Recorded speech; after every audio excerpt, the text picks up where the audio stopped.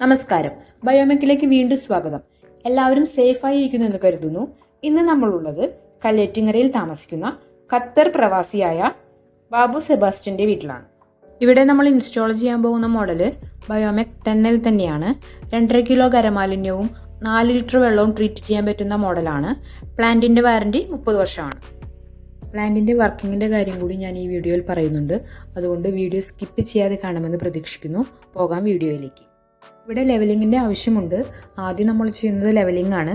ഇദ്ദേഹത്തിൻ്റെ കുടുംബം വളരെ ചെറുതായതുകൊണ്ടാണ് നമ്മൾ ബയോമെക് 10L വെക്കുന്നത്. പ്ലാന്റിൻ്റെ പ്രവർത്തന രീതിയെ പ്രതികൂലമായി ബാധിക്കുന്ന 3 പ്രധാനപ്പെട്ട കാര്യങ്ങളാണ് ഞാൻ പറയാൻ പോകുന്നത്.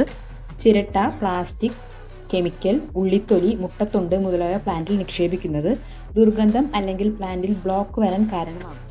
അമിതമായ എരിവ്, പുളി, മധുരം എന്നിവ പ്ലാന്റിൽ പോകുന്നതും ഓരോ മോഡലിൻ്റെയും മാക്സിമം കപ്പാസിറ്റിക്ക് മുകളിൽ വേസ്റ്റ് നിക്ഷേപിക്കുന്നതും പ്ലാന്റിൻ്റെ വർക്കിങ്ങിനെ ബാധിക്കുന്നു.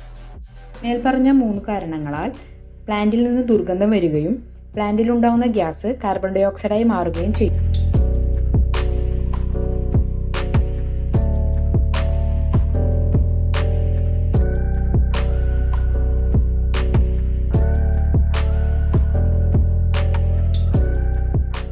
ഇനി നിങ്ങൾ കാണാൻ പോകുന്നത് ചാണകം നിറയ്ക്കലാണ്.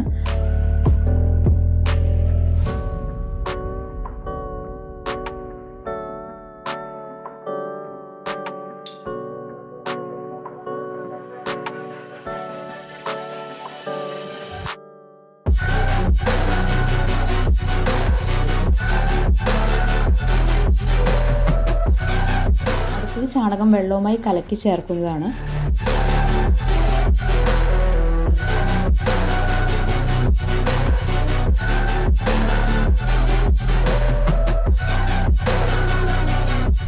അടുത്തത് ഗ്യാസ് ട്യൂബ് എടുത്തു വെച്ച് വാട്ടർ ജാക്കറ്റ് ഫിൽ ചെയ്യലാണ്.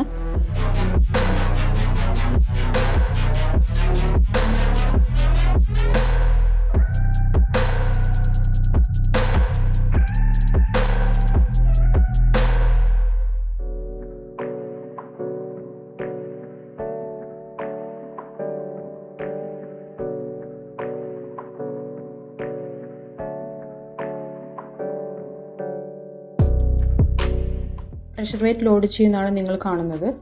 വീഡിയോ എല്ലാവർക്കും ഇഷ്ടപ്പെട്ടു എന്ന് കരുതുന്നു. ഇഷ്ടപ്പെട്ടാൽ ലൈക്ക് ചെയ്യുക, ഷെയർ ചെയ്യുക, കമൻറ്റ് ചെയ്യുക. അടുത്ത വീഡിയോയിൽ കാണും വരെ ഗുഡ് ബൈ.